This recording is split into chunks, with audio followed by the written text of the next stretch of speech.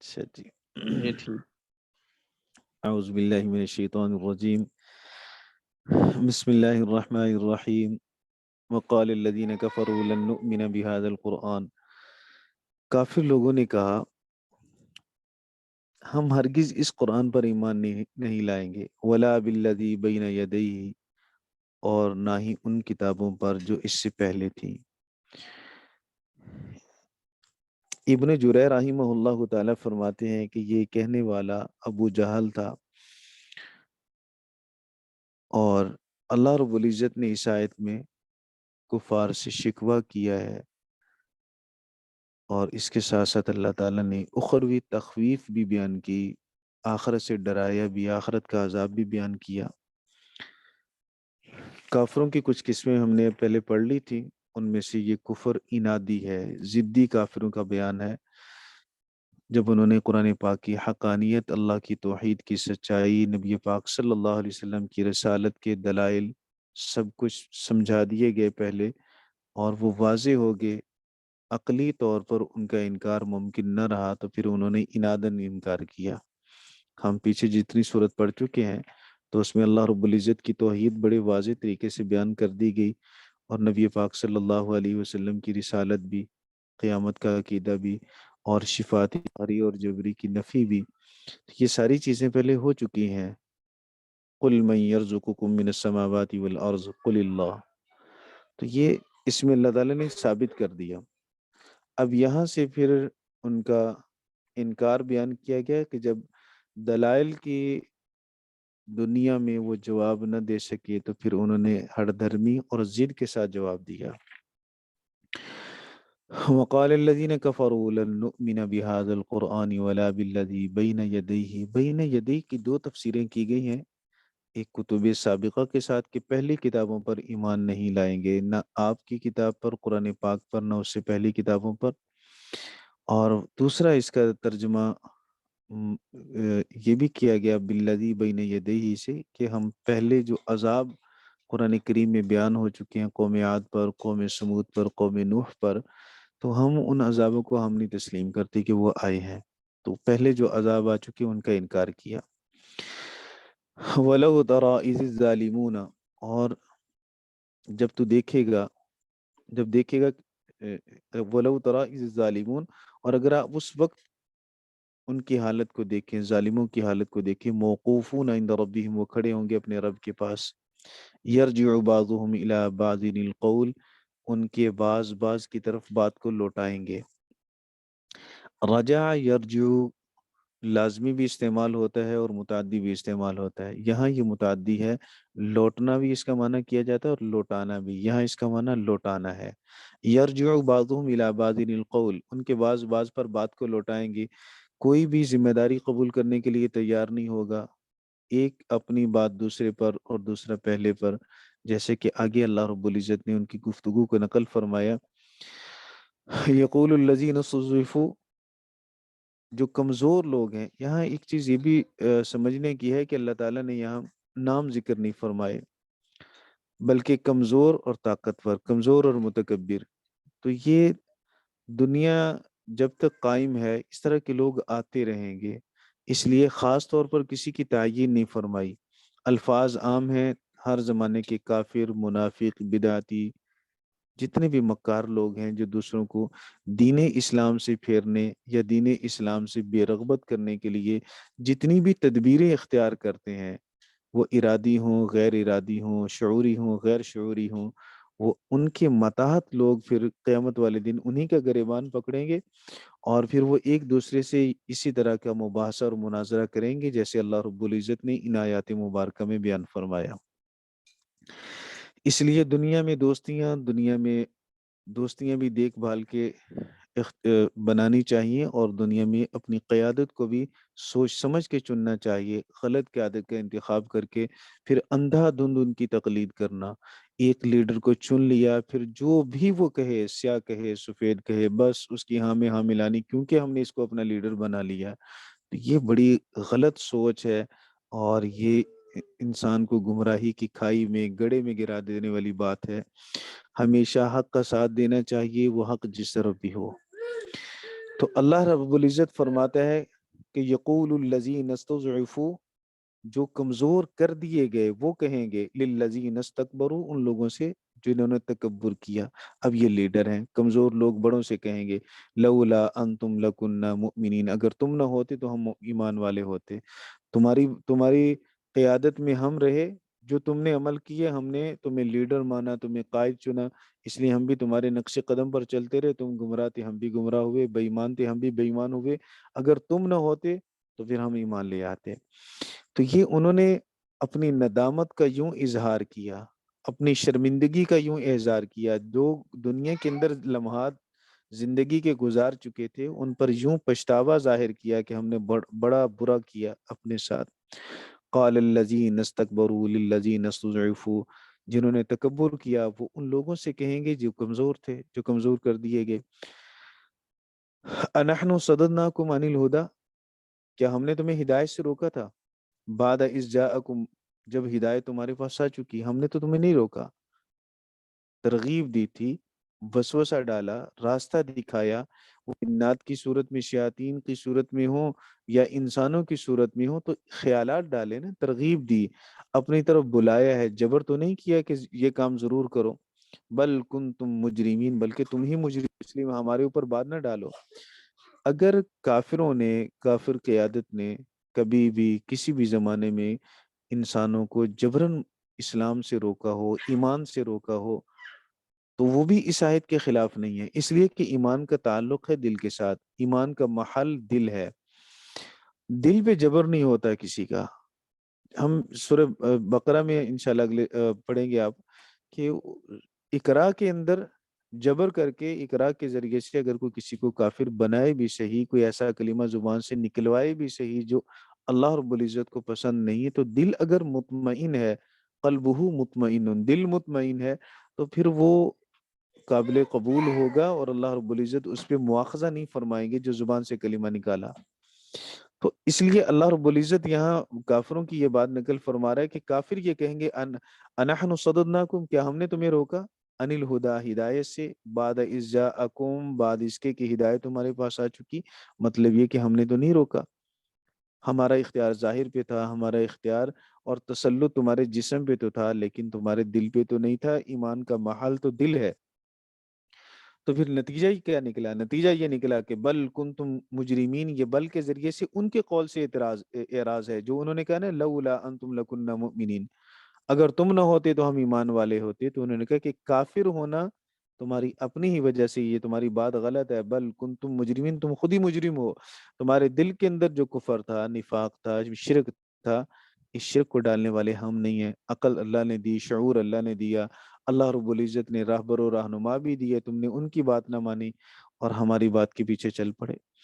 وقال الذین استضعفوا للذین استکبروا، کمزور لوگ کہیں گے طاقتور لوگوں سے، متکبر لوگوں سے، بل مکر اللیل والنہار، بلکہ دن اور رات کی تدبیریں. مکر کا معنی یہاں تدبیر، اور مراد اس سے تدبیر سے مراد ترغیب ہے، ترہیب ہے، کہ تمہارا دن اور رات ترغیب دینا، تمہارا دن رات ہمیں ڈرا کے رکھنا، ہمیں اپنے ماتحت کرنا، یہ اصل بات تھی جس کی وجہ سے ہم تمہارے پیچھے چلتے آئے.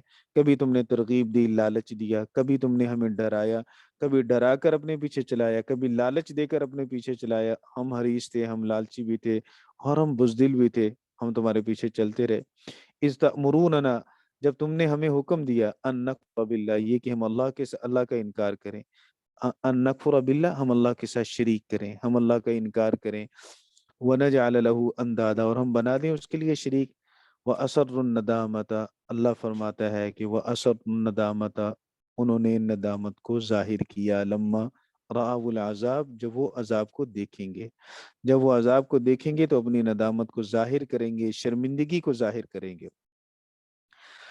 ایک ترجمہ تو مولانا یہی ہے، اسر یسر کا ایک ترجمہ یہ کیا جاتا ہے ظاہر کرنے سے کہ یہ از قبیل ازداد ہے. جیسے اور بہت سارے الفاظ ہیں جو اپنے ضد والے معنی میں استعمال ہوتے ہیں. بے شرا آپ نے پڑھا ہے فقہ کے اندر بھی اور قرآن کریم کے اندر بھی، کہ کبھی بے شرا کے معنی میں اور کبھی شرا بے کے معنی میں استعمال ہوتا ہے.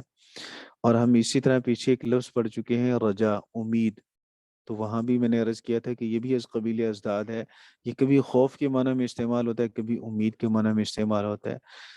اسی طرح اثر الندامت، ویسے تو سر کا معنی ہوتا ہے راز، راز چھپایا جاتا ہے. تو معنی تو اصل لفظی معنی جو معروف ہے وہ یہی ہے کہ وہ ندامت کو چھپائیں گے.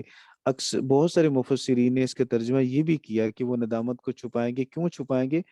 ایک دوسرے پہ بات تو پہلے ہی ڈال رہے ہیں کہ یہ جرم تم نے کیا، میں نے نہیں کیا، تمہاری وجہ سے ایسا ہوا، ہماری وجہ سے ایسا نہیں ہوا. ایک دوسرے پہ باتوں کو ڈال ڈال کے وہ ندامت تو قولی طور پر پہلے بھی چھپا رہے ہیں، اپنی شرمندگی کو چھپا رہے ہیں کہ ہم مجرم نہیں، مجرم تم ہو، اور جو ہم نے کیا وہ بھی تمہاری وجہ سے کیا.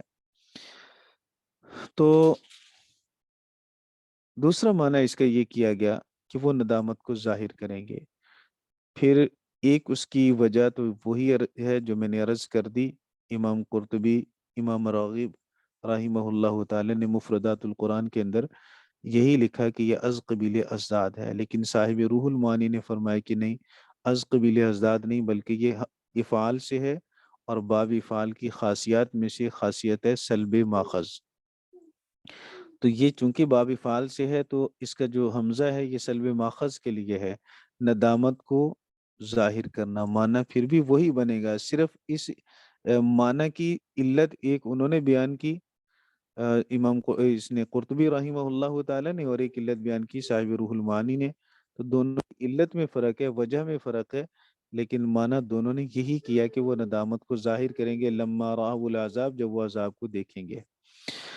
تب وہ شرمندگی کو ظاہر کریں گے. پہلے تو دل کے اندر چھپائی ہوئی ہے شرمندگی، اور ایک دوسرے پہ ڈال رہے ہیں کہ پردہ رہ جائے، ہمارا بھرم رہ جائے. لیکن جب اللہ کے عذاب کو دیکھیں گے پھر ندامت ان کے چہروں سے ٹپک رہی ہوگی، پھر وہ ندامت کو ظاہر کریں گے، چہرے لٹکے ہوں گے، شرمندگی اور ندامت دور سے نظر آئے گی. یہ پھر ندامت کو ظاہر کریں گے. تو جب ندامت کو ظاہر کریں گے تو پھر کیا ہوگا؟ وَجَعَلْنَا الْأَغْلَالَ فِي أَعْنَاقِ الَّذِينَ كَفَرُوا، ہم نے کافروں کی گردنوں میں توق ڈال دی ہے، ہم توق ڈال دیں گے ان کی گردنوں میں. یہ جاننا ہے تو ماضی کا صیغہ، لیکن ترجمہ ہم نے کیا مضارع والا. اور آنے والے وقت میں جو کام ہونا ہو اور اس کا ہونا بالکل یقینی ہو، 100% یقینی ہو، تو اس کو ماضی کی صیغے سے تعبیر کیا جاتا ہے. ہم نے ڈال دیے، تو ڈالے تو نہیں، ابھی ڈالیں گے. تو ماضی کا صیغہ اس لیے آئے کہ وہ ڈالنا بڑا یقینی ہے، اس میں کوئی شک نہیں. جیسے گزشتہ زمانے میں کیا جانے والا کام یقینی ہے کہ وہ ہو چکا ہے، اب اس کے بارے میں نہ کا لفظ نہیں ہوگا. اسی طرح قیامت والا دن اور اس میں کافروں کی سزائیں یہ یقینی ہیں. وَجَعَلْنَا الْأَغْلَالَ فِي أَعْنَاقِ الَّذِينَ كَفَرُوا هَلْ يُجْزَوْنَ إِلَّا مَا كَانُوا يَعْمَلُونَ، وہ بدلہ نہیں دیے گئے مگر ان کا جو وہ کام کیا کرتے تھے. اس لیے ان کے اعمال ہی کی سزا ان کو ملی ہے، اللہ کی طرف سے کوئی ظلم نہیں ہوا ان پر. وَمَا أَرْسَلْنَا فِي قَرْيَةٍ مِّن نَذِيرٍ إِلَّا قَالَ مُتْرَفُوهَا، اور ہم نے کسی بھی بستی میں کوئی ڈرانے والا بھیجا تو اس کے مالدار لوگوں نے کہا اِنَّا بِمَا أُرْسِلْتُمْ بِهِ كَافِرُونَ، بے شک ہم انکار کرنے والے ہیں اس پیغام کا جس کے ساتھ تم بھیجے گئے ہو. تو نبی کریم صلی اللہ علیہ وسلم کو تسلی ہے اس آیت مبارکہ میں. نبی کریم صلی اللہ علیہ وسلم کو تسلی ہے کہ جیسے یہ مشرکین مکہ آپ کی رسالت کا اور اللہ کے پیغام کا انکار کر رہے ہیں، تو یہ انکار کوئی پہلی مرتبہ نہیں ہے، اس سے پہلے لوگوں کا عمل بھی یہی رہا. اور جن کو مال ملا، پہلے ہم علم والوں کا ذکر پڑھ چکے ہیں اس سے کل والے سبق میں، الذین اوتوا العلم، صحابہ، عبداللہ بن سلام خاص طور پر، اور پھر علماء، ایمان والے، یہ 4 تفسیریں ہم نے وہاں کی تھی. تو اس کے مقابلے میں مالدار ہیں. مالداری جنہیں ملتی ہے تو مال اکثر انسان کو راہ حق سے ہٹانے کا ذریعہ بنتا ہے. علم انسان کو ہدایت کے قریب کرتا ہے. نور علم سے انسان اللہ کو پہچانتا ہے، اللہ کے رسول کو پہچانتا ہے. اور مال میں دل لگا لینا یہ ایک ایسی معیوب چیز ہے، معیوب امر ہے، معیوب خصلت ہے کہ یہ انسان کو راہ ہدایت سے ہٹاتا ہے. اور اکثر مالدار لوگ جو ہیں وہ انبیاء علیہ الصلوۃ والسلام کی مخالفت کرتے ہیں. انہیں تکبر ہوتا ہے مال کی زیادتی پر، اولاد کی زیادتی پر.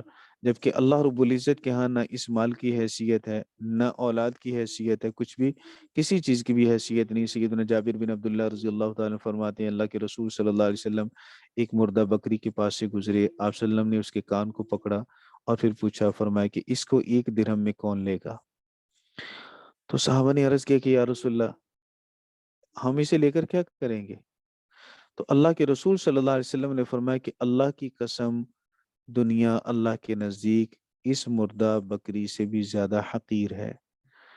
اس کی قیمت تمہارے نزدیک 1 درہم بھی نہیں ہے تو اللہ رب العزت کے نزدیک پوری دنیا اس سے بھی زیادہ حقیر ہے۔ تو اللہ فرماتے ہیں وَمَا أَرْسَلْنَا فِي قَرْيَةٍ مِّن نَذِيرٍ، کسی بستی میں ہم نے کوئی ڈرانے والا نہیں بھیجا، إِلَّا قَالَ مُتْرَفُوهَا، مگر اس کے خوشحال لوگوں نے کہا، إِنَّا بِمَا أُرْسِلْتُم، بے شک ہم جس کے ساتھ تم بھیجے گئے ہو، بِمَا أُرْسِلْتُم بِهِ کافرون، ہم انکار کرنے والے ہیں، إِنَّا کافرون، ہم انکار کرنے والے ہیں، کس کا؟ بِمَا أُرْسِلْتُم بِهِ، جس کے ساتھ تم بھیجے گئے ہو۔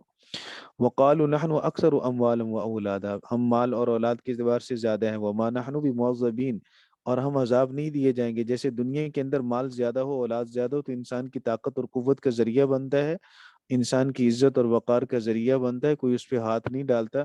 تو ہم قیامت والے دن بھی اسی طرح مال اور اولاد کی زیادتی کی وجہ سے ہمارے اوپر ہاتھ نہیں ڈالا جائے گا، ہمیں عذاب نہیں دیا جائے گا۔ اپنی دنیا کے جھوٹے وقار کو، دنیا کی جھوٹی طاقت کو انہوں نے آخرت میں بھی اپنے لیے مفید اور فائدہ مند سمجھا۔ اللہ رب العزت فرماتا ہے کہ ایسا نہیں ہے۔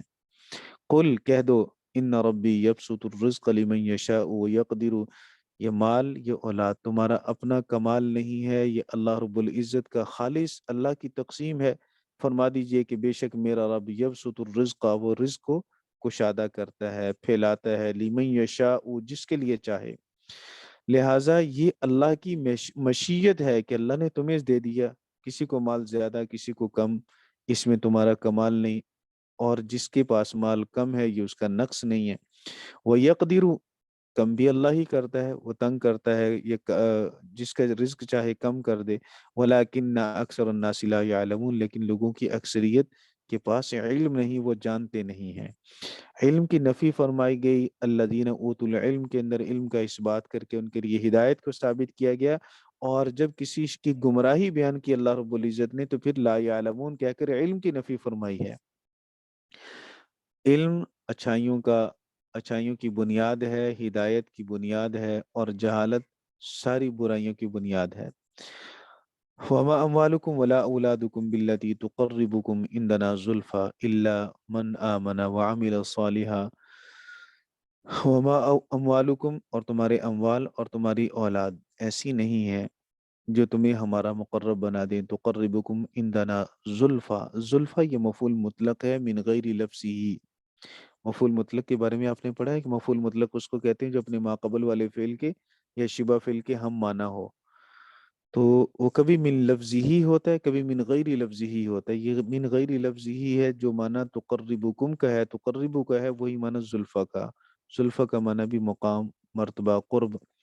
تو اللہ رب العزت کے نزدیک مال اور اولاد کے ذریعے سے قرب نہیں ملے گا، الا من آمن وعمل صالحا، مگر وہ جو ایمان لایا اور اس نے اعمال صالحہ کیے۔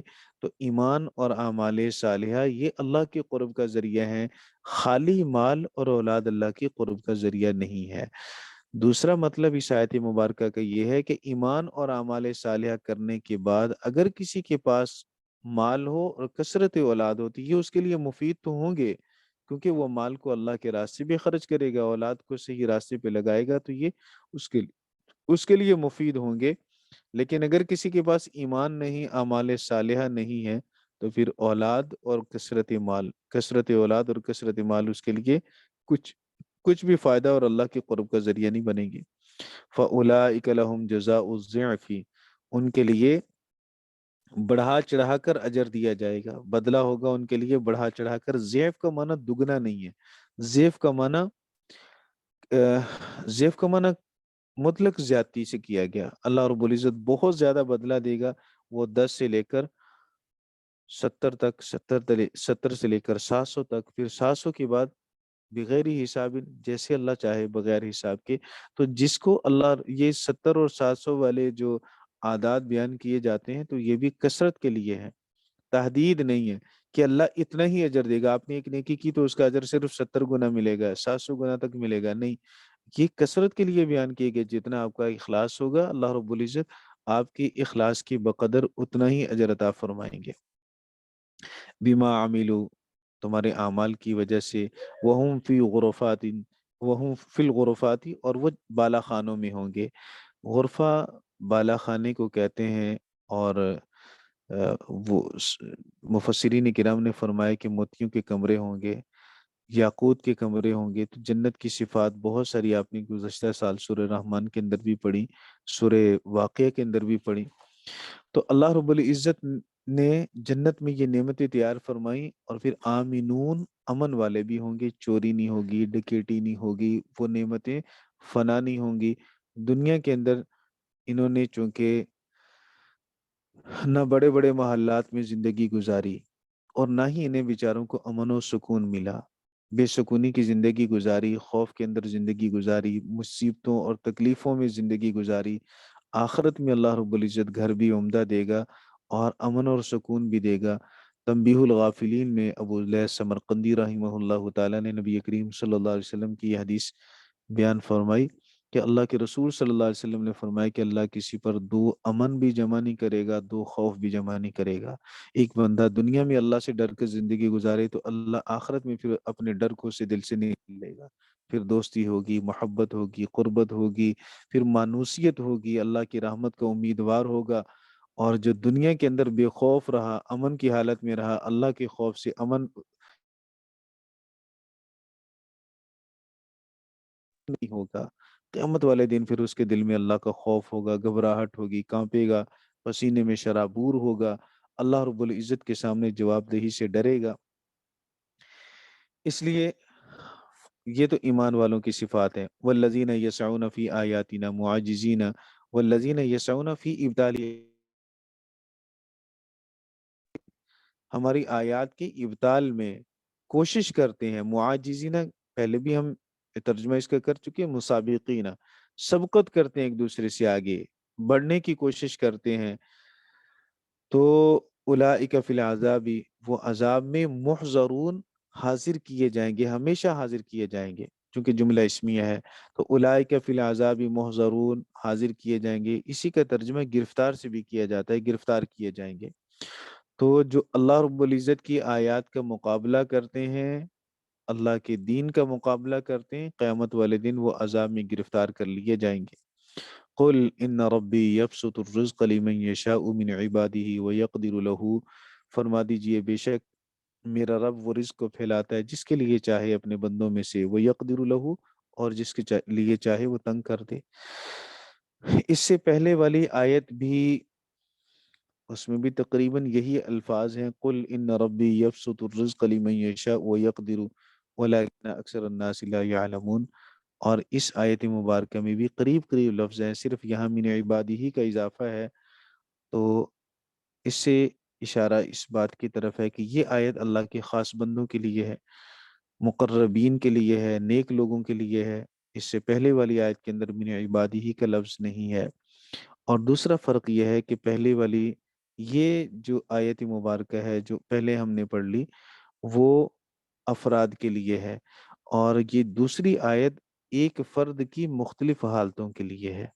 یہ دو فرق کیے مفسرین کرام نے، پہلی آیت افراد کے لیے ہے، لوگوں کے لیے ہے، اور دوسری آیت ایک ہی فرد کے مختلف احوال کے بارے میں ہے۔ قل ان ربی یبسط الرزق، فرما دیجئے میرا رب رزق کو پھیلاتا ہے، لمن یشاء من عبادی، اپنے بندوں میں سے جس پر چاہے، یعنی ایک ہی بندے کی دو حالتیں ہوں گی، کبھی رزق مل گیا، کشادہ ہے، ہاتھ کھلا ہے، اور کبھی رزق تنگ ہوا ایک ہی بندے پر۔ اور پہلی جو آیت ہے اس کا تعلق افراد کے ساتھ ہے کہ بعض افراد کو اللہ رزق زیادہ دیتا ہے، بعض کو اللہ کم دیتا ہے۔ اور اس آیت کا تعلق ایک فرد کی دو مختلف حالتوں کے ساتھ ہے کہ اللہ رب العزت کبھی انسان کو رزق زیادہ دیتا ہے، اور کبھی اس کو اسی سے اللہ تعالیٰ رزق کو کبھی کم بھی کر دیتا ہے، تنگ بھی کر دیتا ہے۔ وما انفقتم من شیء، اور جو تم خرچ کرتے ہو کچھ بھی، فَهُوَ يُخْلِفُهُ، تو وہ اس کا عوض دے گا، اس کے پیچھے کر دے گا، خلیفہ بنا دے گا اس کا، مطلب اللہ رب العزت اس کا معاوضہ دے گا۔ ایمان والے کو حکم یہ ہے کہ وہ مال پہ فخر نہ کرے جیسے کفار کرتے ہیں، وہ مال پہ تکبر نہ کرے جیسے کفار کرتے ہیں، بلکہ وہ سمجھے کہ مال کی زیادتی اور مال کی کمی دونوں اللہ رب العزت کی طرف سے آزمائش والی حالتیں ہیں۔ زیادتی میں، کمی میں اللہ رب العزت بندے کو آزماتا ہے کہ یہ صابر و شاکر بنتا ہے یا نہیں بنتا۔ اس لیے ایمان والے کو چاہیے کہ وہ دل نہ لگائے مال کے ساتھ، دنیا کے ساتھ، وہ اللہ کی نعمتوں میں غور کرے۔ اور دل نہ لگانے کی علامت کیا ہوگی؟ ایک بندہ یہ کہے کہ مال بھی جمع کرتا رہے اور پھر یہ بھی کہ نہیں میرے دل میں مال کی محبت نہیں ہے، تو یہ کیسے پتا چلے گا اس کے دل میں مال کی محبت نہیں؟ وہ اللہ کے حقوق ادا کرے، لوگوں کے حقوق ادا کرے، گھر والوں کے حقوق ادا کرے، یعنی مال میں سے اللہ کا حق بھی ادا کرے بصورت زکوٰۃ، اہل و عیال کا بھی حق ادا کرے کہ ان کی ذمہ داریوں کو اس مال کے ذریعے پورا کرے، اور فقراء کا بھی حق ادا کرے کہ ان پر مال کو خرچ کرتا رہے۔ تو یہ علامت ہوگی اس بات کی کہ یہ مال کا حریص نہیں ہے، مال اس کے دل میں مال کی محبت نہیں ہے۔ جب کوئی بندہ ایسا کرے گا تو پھر اللہ رب العزت اس کے مال میں کمی نہیں کرے گا، بلکہ اللہ تعالیٰ اس کے مال میں اضافہ کرے گا۔ ما انفقتم من شیء فهو یخلفہ، اب جو اللہ کے وعدے پہ یقین کرے گا تو اللہ رب العزت سے اپنی یقین اور اعتماد کے مطابق سلوک کر پالے گا، اور جو اللہ رب العزت پر اعتماد نہیں کرے گا تو پھر لازمی طور پر اللہ تعالیٰ سے معاملہ بھی اس کے گمان اور ظن کے مطابق ہی ہوگا۔ وہ خیر الرازقین، اور وہ بہترین رزق دینے والا ہے۔ ایک تو یہاں خیر کا لفظ اسم تفضیل ہے، لیکن اسم تفضیل کے معنی سے خالی ہے، لہٰذا اس کا کوئی مفضل علیہ نہیں ہے۔ الرازقین، رازق تو اللہ کی ذات ہے، لیکن یہاں رازقین جمع کا صیغہ لائے، اس کی حضرت تھانوی صاحب رحمۃ اللہ علیہ نے تو وجہ یہ بیان فرمائی کہ عام طور پر لوگ جس سے لیتے ہیں اس کو وہ اپنا رازق سمجھتے ہیں، تو اللہ رب العزت نے اس لیے جمع کا صیغہ استعمال فرمایا کہ جن کو تم رازق سمجھتے ہو، اللہ رب العزت ان سے، اللہ رب العزت سب سے بہترین رزق دینے والا ہے، کیونکہ اللہ کا رزق ختم نہیں ہوتا، باقی لوگوں کا ختم ہو جاتا ہے۔ اللہ رب العزت رزق اپنی طرف سے دیتا ہے، باقی سارے اللہ کے دیے ہوئے میں سے دیتے ہیں، تو اللہ رب العزت ہر اعتبار سے بہترین رازق ہے۔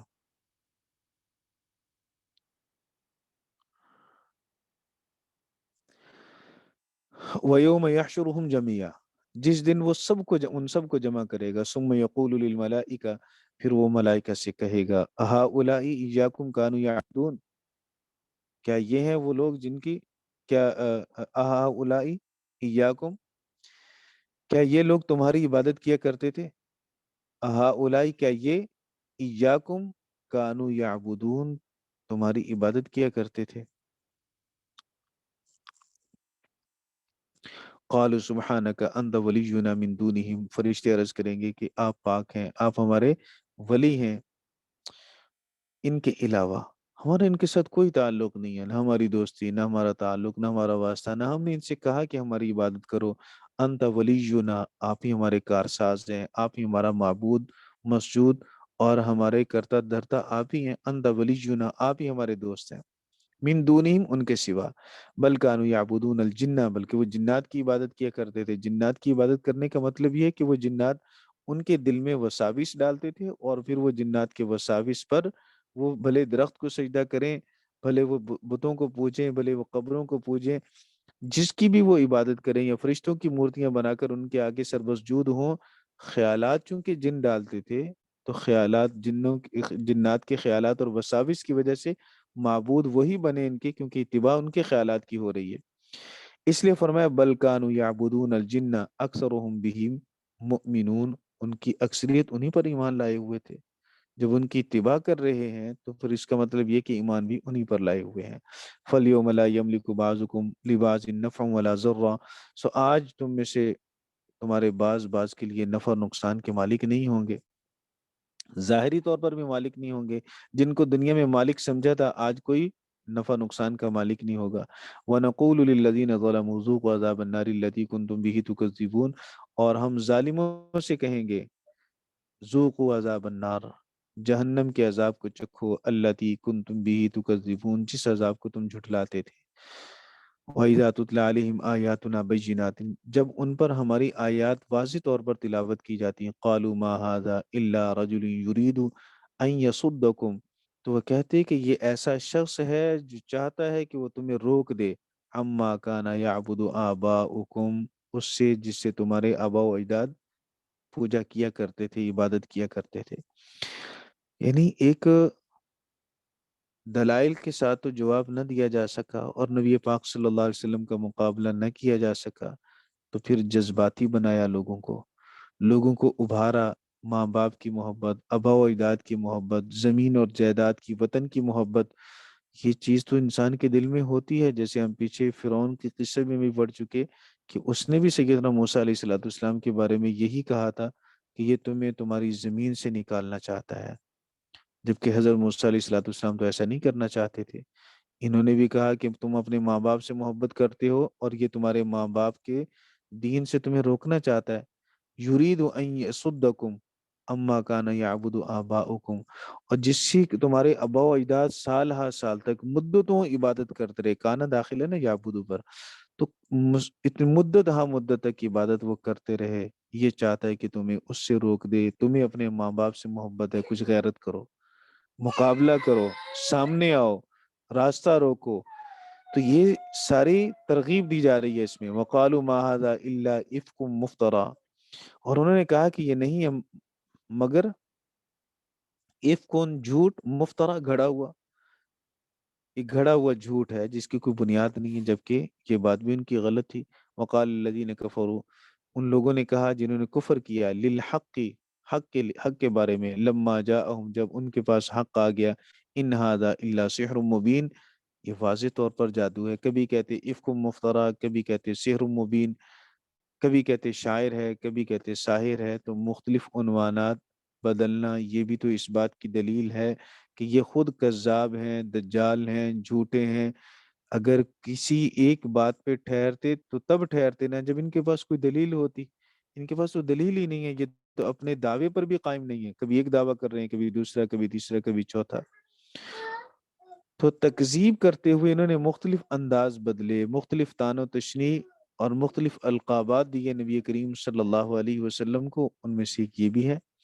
اللہ کیا کہتے ہیں، وما آتیناہم من کتب، اللہ کہتے ہیں کہ ہم نے ان کو کوئی کتابوں میں سے کوئی کتاب نہیں دی، یدرسونہا، جس کو وہ پڑھتے، وما ارسلنا الیہم قبلک من نذیر، اور ہم نے آپ سے پہلے ان کی طرف کوئی ڈرانے والا بھی نہیں بھیجا۔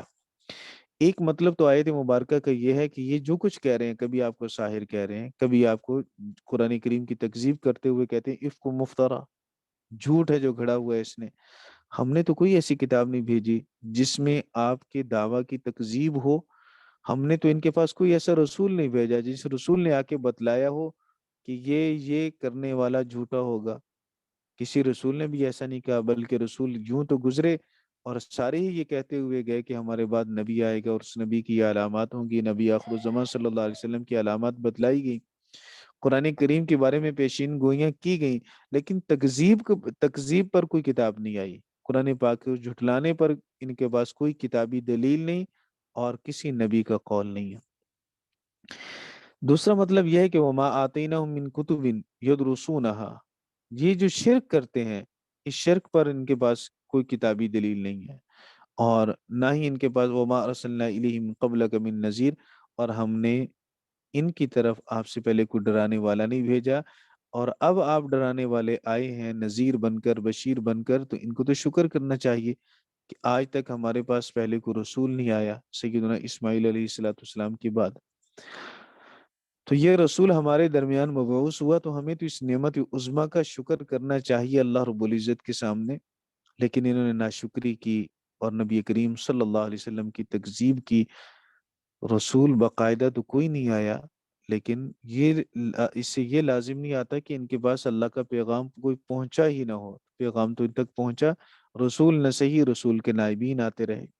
وَكَذَّبَ الَّذِينَ مِن قَبْلِهِمْ، ان سے پہلے لوگوں نے بھی تکذیب کی، وَمَا بَلَغُوا مِعْشَارَ مَا آتَيْنَهُمْ، اور یہ لوگ اس کے 10ویں حصے کو بھی نہیں پہنچے۔ ایک تو آیت کا ترجمہ یوں کیا گیا کہ وَمَا بَلَغُوا اس کا فائل بنایا گیا کفار مکہ کو، مشرکین مکہ کو، معشار ما آتیناہم کی ضمیر لوٹے گی الذین من قبلہم کی طرف، اور مطلب یہ ہوگا کہ یہ اہل مکہ جو کچھ ہم نے ان کو دیا تھا اس کے 10ویں حصے کو بھی نہیں پہنچے۔ وہ پہلے لوگ قوم عاد، قوم سمود، قوم صالح جو ہلاک ہو چکی ہیں، ان قوموں کو جو ہم نے نعمتیں دیں اس کے 10ویں حصے کو بھی یہ نہیں پہنچے اہل مکہ۔ ہم نے انہیں ہلاک کیا جب انہوں نے ہمارے رسول کی تکذیب کی، فَكَذَّبُوا رُسُلِي، انہوں نے ہمارے رسولوں کی تکذیب کی، فَكَيْفَ كَانَ نَكِيرٌ، کیسے ہوا ہمارا عذاب، میرا عذاب کیسا ہوا پھر۔ ابھی قوم سبا کا قصہ ہم نے پڑھا، مالدار تھی، سونے چاندی کے برتنوں میں کھاتے پیتے تھے، دروازوں پہ ہیرے جواہرات لٹکتے رہتے تھے، اور بڑے بڑی بلڈنگیں انہوں نے تعمیر کی، ڈیم بنائے، کھیتی باڑی اور بڑی زراعت پہ اور تجارت پہ ان کا قبضہ تھا، سارا کچھ ان کے پاس تھا، جبکہ مکہ والوں کا تو ایسا، انہیں تو ایسا معاشی طور پر عروج نہیں ملا۔ تو یہ تو ان کے 10ویں حصے تک بھی نہیں پہنچے۔ میشار اور عشر، عشر بھی 10ویں حصے کو کہتے ہیں اور میشار بھی۔ تو ایک فرق اس میں یہ بعض مفسرین کرام نے لکھا کہ میشار کہتے ہیں 10ویں کا 10واں، اور عشر کہتے ہیں صرف 10ویں کو، اور بعض نے دونوں کا معنی 10واں کیا۔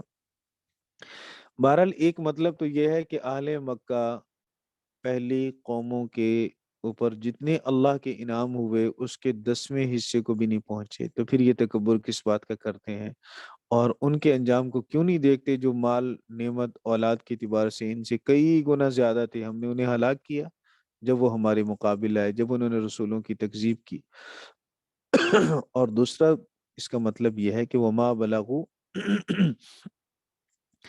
ما بلغو کی جو ضمیر ہے یہ بھی الذین من قبلہم کی طرف لوٹے، اور ما آتیناہم کی ضمیر کا مرجع بھی یہی ہو، اور آیت کا مطلب یہ ہوگا وَكَذَّبَ الَّذِينَ مِن قَبْلِهِمْ، پہلے لوگوں نے تکذیب کی، جھٹلایا۔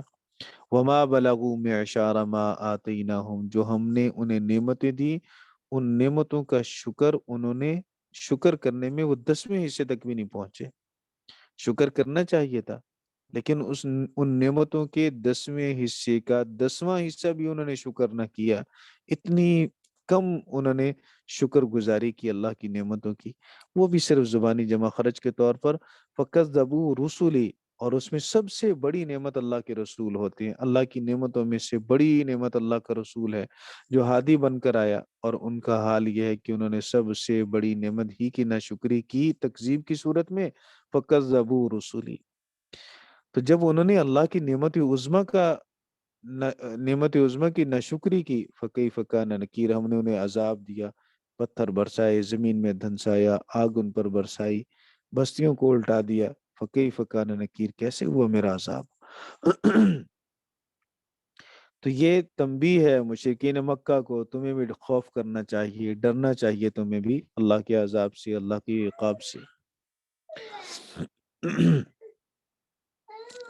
قل، فرما دیجئے، انما اعظکم بواحدہ، میں تمہیں ایک ہی بات کی نصیحت کرتا ہوں، وہ بات کیا ہے؟ ان تقوموا للہ مثنی و فرادا، تم کھڑے ہو جاؤ اللہ کے لیے دو دو ہو کر، ایک ایک ہو کر۔ بس اوقات مجمع کے اندر موجود ہو اور پھر وہاں سوچنے سمجھنے کی صلاحیت اس لیے صحیح طور پر کام نہیں کرتی کہ انسان پریشر میں ہوتا ہے، زیادہ لوگ ایک بات کر رہے ہوں تو جو کم لوگ ہوتے ہیں وہ پھر ان کے خلاف سوچ نہیں سکتے، کوئی فیصلہ نہیں کر سکتے، لوگ دیکھتے ہیں کہ پلڑا کس کا بھاری ہے، طاقت کس طرف ہے، اس لیے فرمایا گیا کہ تم کھڑے ہو جاؤ خالص اللہ کو، اللہ رب العزت کے لیے۔ پھر کھڑے ہونے کا مطلب الگ ہو جاؤ، تنہا ہو جاؤ، دو دو اگر تنہا ہو جاؤ اور پھر سوچو۔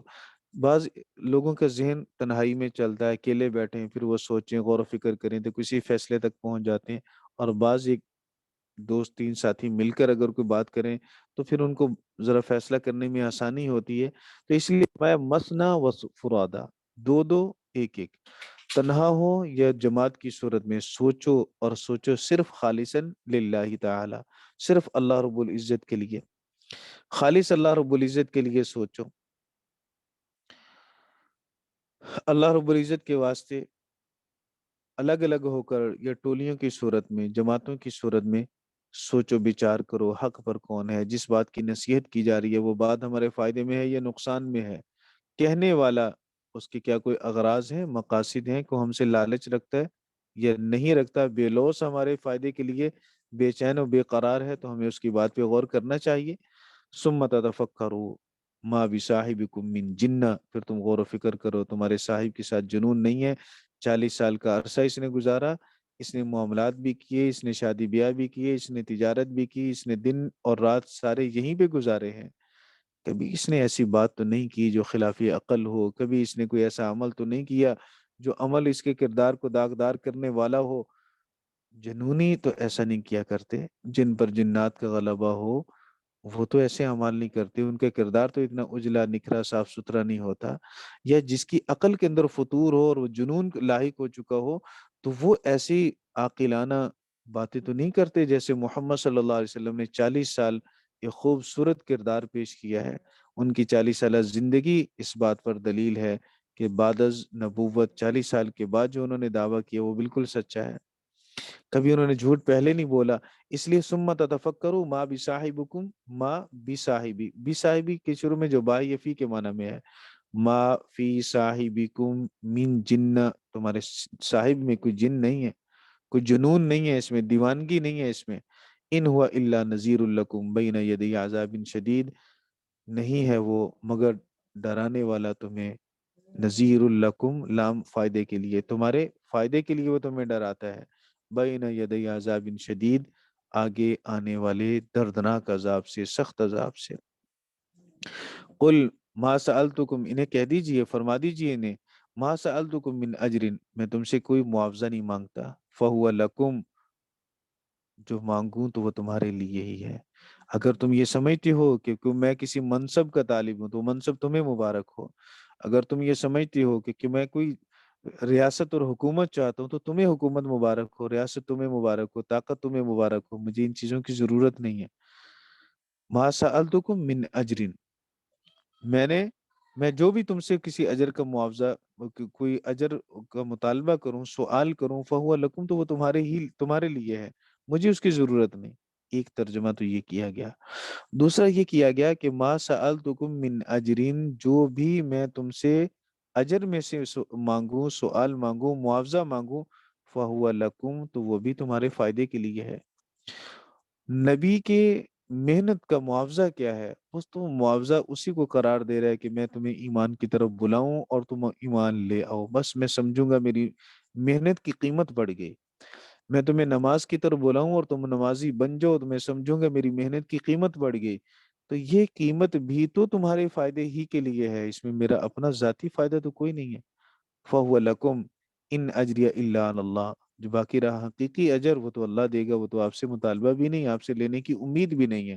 ان اجریہ الا علی اللہ، میرا اجر نہیں مگر اللہ کے ذمہ، وَهُوَ عَلَى كُلِّ شَيْءٍ شہید، اور وہ ہر چیز پر اطلاع رکھنے والا ہے، ہر چیز پر گواہ ہے، وہ تمہارے انکار کو بھی دیکھ رہا ہے اور میری دعوت و تبلیغ کو بھی دیکھ رہا ہے، اس کی نظر میرے اخلاص پر بھی ہے، اس کی نظر تمہاری تکذیب پر بھی ہے۔ قل ان ربی یقذف بالحق، فرما دیجئے کہ میرا رب وہ یقذف بالحق، یقذف بالحق فی قلوب اصفیائہ، ایک تفسیر تو اس کی یہ ہے کہ وہ حق کو اپنے چنیدہ بندوں کے دلوں میں ڈالتا ہے، منتخب کیے ہوئے بندوں میں ڈالتا ہے۔ ان ربی یقذف بالحق، وہ اللہ رب العزت حق کو ڈالتا ہے کہاں؟ اپنے نبیوں کے دلوں میں۔ اسی حق میں سے یہ دعوت بھی ہے جو دعوت تمہیں وہ دے رہا ہے ایمان کی طرف، اسی حق میں سے وہ نبوت اور رسالت کا پیغام بھی ہے وہ جو تم تک پہنچا رہا ہے۔ تو ایک تو یہ ہو گیا قل ان ربی یکسب بالحق، تو اللہ رب العزت حق کو ڈالتا ہے اپنے پسندیدہ بندوں کے، اللہ رب العزت حق کو ڈالتا ہے فی قلوبی اصفیائہ، اپنے پسندیدہ بندوں کے دلوں میں۔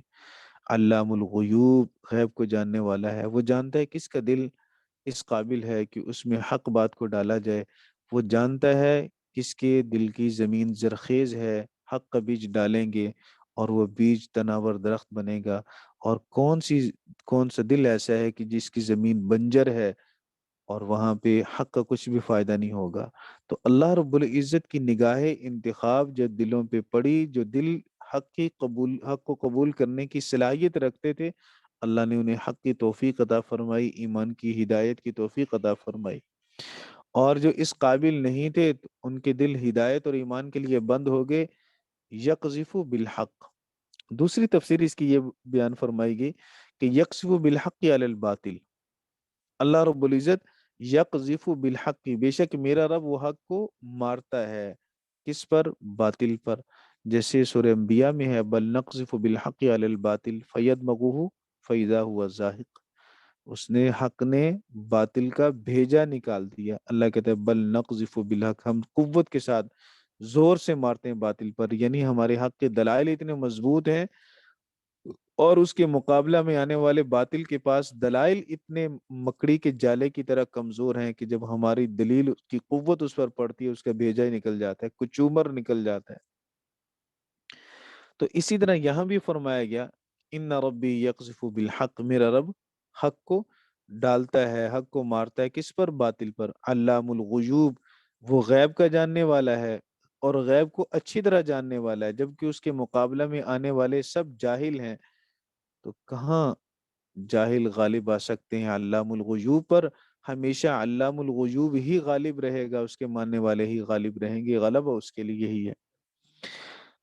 قل جاء الحق، فرما دیجئے حق آ چکا، وما یبدئ الباطل وما یعید، باطل نہ کرنے کا رہا نہ دھرنے کا رہا، نہ باطل پہلی بار کچھ کرے گا نہ باطل دوبارہ دوسری بار کچھ کرے گا، یہ ہے تو عرب کا محاورہ ایک، ما یبدئ الباطل وما یعید۔ اور اس کے جملے کے مطلب مفسرین کرام نے مختلف بیان فرمائے، ان میں سے ایک مطلب تو یہ بیان کیا گیا کہ یہاں باطل سے مراد معبودان باطلہ ہے، اور آیت کا مطلب یہ کہ معبودان باطلہ نہ پہلی مرتبہ کچھ کر سکتے ہیں نہ دوسری مرتبہ کچھ کر سکتے ہیں، نہ کسی کو پہلی بار پیدا کرنے کے قابل، نہ موت کے بعد دوسری بار اسے اٹھانے کے قابل ہیں۔ اور جیسے کائنات کی ابتدا اور تخلیق کے اندر اللہ رب العزت کے ساتھ کوئی شریک نہیں، مشرکین بھی اس کو مانتے ہیں، اسی طرح کائنات کو دوبارہ کہ اس طرح انسانوں کو دوبارہ اٹھانے، قیامت کو قائم کرنے اور قیامت والے امور کے اندر بھی اللہ کا کوئی شریک نہیں ہے، اس کی مشرکین مخالفت کرتے ہوئے انکار کرتے ہیں۔ مشرکین یا باطل لوگ جو بھی ہوں، کسی نے کسی کو اپنا شفیع بنا لیا، کسی نے کسی کو اپنا مددگار اور مشکل کشا قرار دیا، کسی نے کسی کے بارے میں یہ نظریہ اور عقیدہ بنایا، پکڑے جائیں گے، فلاں فلاں ہمیں چھڑا لیں گے۔ اللہ کہتا ہے کہ قیامت کے دن کسی کا اختیار نہیں چلے گا، جیسے ابتداً ان کا اختیار نہیں تھا، انتہاً بھی ان کا کوئی اختیار نہیں ہوگا۔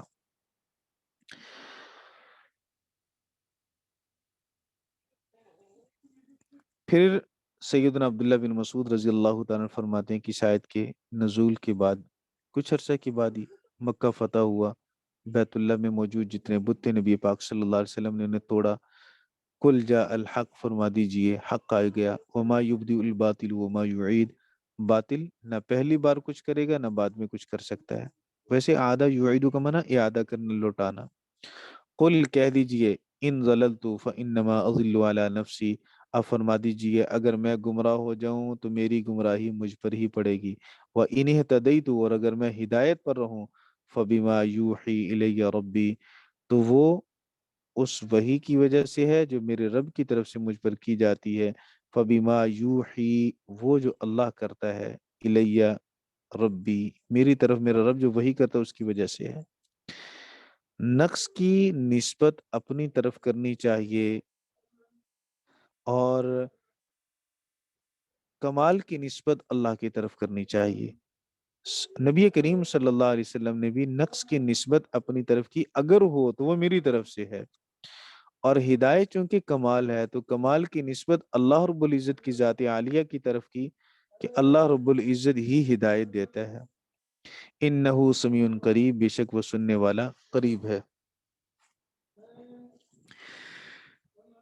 وہ سننے والا ہے ہماری باتوں کو، قریب ہے، دعاؤں کو قبول کرنے والا ہے، اور وہ قریب ہے، شارک سے بھی زیادہ قریب ہے۔ ولو ترا، اور اگر تو دیکھے، اذ فزعوا، جب وہ لوگ گھبرائیں گے، فلا فوت، تو ان کے لیے کوئی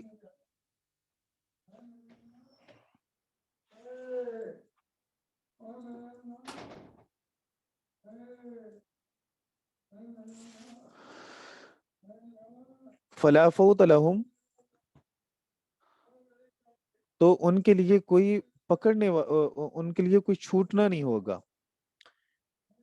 ان کے لیے چھوٹنے کی کوئی صورت نہیں ہوگی۔ وہ اخذو، پکڑ لیے جائیں گے، من مکان قریب، قریب کی جگہ سے۔ قریب کی جگہ کا مطلب یہ کہ جہاں بھی کھڑے ہوں گے وہیں سے پکڑ لیے جائیں گے، یا اوپر سے یا نیچے سے، یا زمین پکڑے گی یا اوپر سے آسمان کی طرف اٹھا لیے جائیں گے۔ تو یہ نہیں ہے کہ وہ بھاگ جائیں گے، یہ دور سے کوئی انہیں پکڑنے کے لیے آ جائے گا، من مکان قریب، قریب ہی سے پکڑ لیے جائیں گے۔ وقالوا آمنا بھی، وہ کہیں گے کہ ہم ایمان لا چکے اللہ پر، ایمان لا چکے قرآن پر، ایمان لا چکے نبی پر، ایمان لا چکے قیامت پر۔ یہ چاروں مرجے بیان کیے گئے اس ضمیر کے، آمنا بھی، قرآن، نبی، اللہ، قیامت، تو اس پر وہ ایمان لائے گی۔ وَأَنَّا لَهُمُ التَّنَاوُشُ، اللہ کہتا ہے کہ کہاں ہوگا ان کے لیے لوٹنا۔ تناوش کا معنی لوٹنا، یہ لوٹنا کس کی طرف ہوگا؟ ایمان کی طرف۔ اب ایمان کی طرف ان کے لیے لوٹنا کہاں ہوگا، کیسے ہوگا؟ من مکان بعید، دور کی جگہ سے۔ اب یہ محل ایمان قبول کرنے کا نہیں، یہ وقت اور یہ جگہ ایمان قبول کرنے کی نہیں، بلکہ یہ تو آخرت ہے، اور آخرت جزا کا جہان ہے۔ دارالاعمال دنیا تھا، وہ دور رہ گیا۔ ایمان وہاں قبول کرنا چاہیے تھا، اب یہاں ایمان یہ قبول نہیں کر سکیں گے، جب قیامت کو دیکھ لیں گے یا اللہ کے عذاب کو دیکھ لیں گے۔ وَقَدْ كَفَرُوا بِهِ مِن قَبْلُ، حالانکہ وہ اس سے پہلے انکار کر چکے ہیں، جب ایمان لانے کا وقت تھا دنیا کے اندر انکار کیا انہوں نے۔ وَيَقْذِفُونَ بِالْغَيْبِ، وَيَقْذِفُونَ بِالْغَيْبِ مِن مَّكَانٍ بَعِيدٍ، اور وہ دور ہی دور سے بغیر تحقیق کے باتیں کرتے تھے۔ قذف بالغیب و رجم بالغیب کا مطلب بغیر دلیل کے، بغیر تحقیق کے باتیں کرنا۔ من مکان بعید، دور کی جگہ سے، مطلب ایسی طرح سے جس میں کوئی علم نہیں ہے۔ بما غاب علمہ عنہم، یہ تفسیر کی گئی کہ جو کہ ان کا علم اس سے غائب تھا، دور تھا، علم نہیں تھا، دلیل نہیں تھی، کوئی بنیاد نہیں تھی، بس ایسے ہی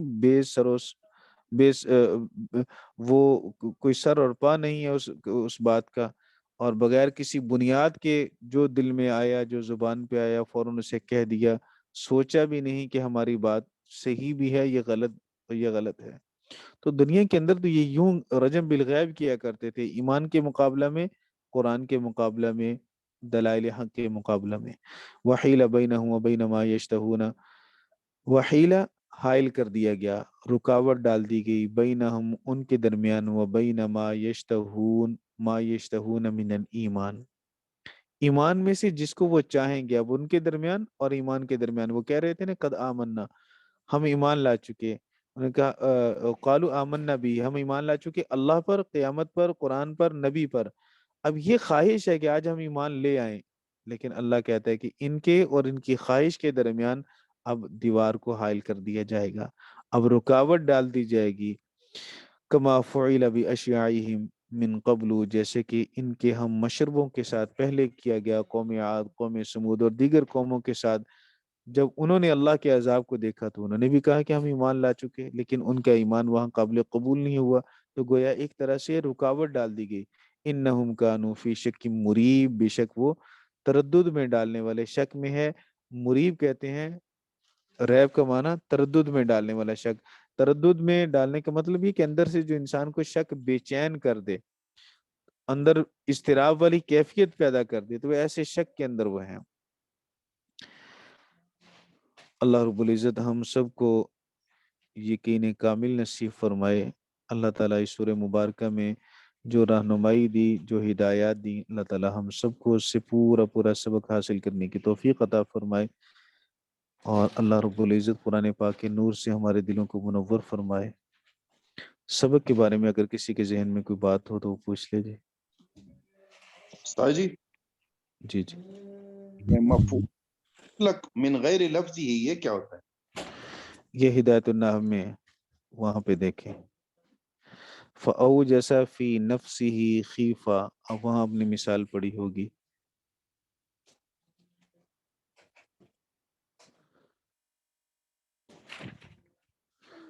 جی استاد جی، یہ رزق کے متعلق یہ آیت بار بار کیوں ریپیٹ ہو رہی ہے؟ کون سی؟ یہ قل ان ربی یبسط الرزق لمن یشاء من عبادہ ویقدر. دنیا میں تکبر زیادہ اسی وجہ سے کیا جاتا ہے نا، جس کے پاس پیسہ زیادہ آ جائے وہ سمجھتا کہ بس اب میرے برابر کوئی ہے ہی نہیں، وہ انسان کو انسان سمجھنے کے لیے بھی تیار نہیں ہوتا. تو بغاوت، سرکشی، یہ زیادہ پیسے کی وجہ سے ہوتی ہے نا، مال و دولت کی وجہ سے، اسی کو رزق کہا گیا. یہ اللہ کی تقسیم ہے، اس میں بندے کا تو کوئی کمال نہیں ہے، پھر سرکشی کیوں کرتا ہے؟